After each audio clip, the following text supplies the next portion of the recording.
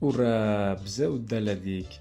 Shuncha yillar Jidaniyadan keyin oilaviy Germaniyaga ko'chib kelish nasib qildi. To'g'risini aytadigan bo'lsam, birinchi kunlarimiz rosa hayajonli, bizni kutgandan ham rosa qiyinroq bo'ldi.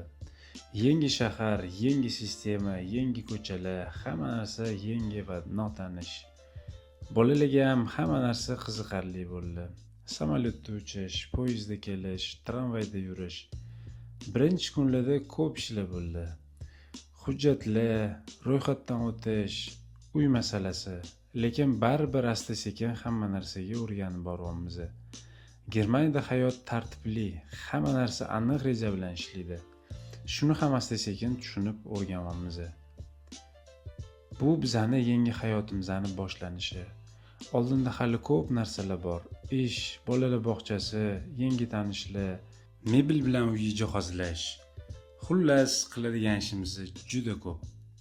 Agar siz ham chet elga ko'chib o'tgan bo'lsangiz, yozib qoldiring, sizlarda birinchi kun qanaqa o'tgan?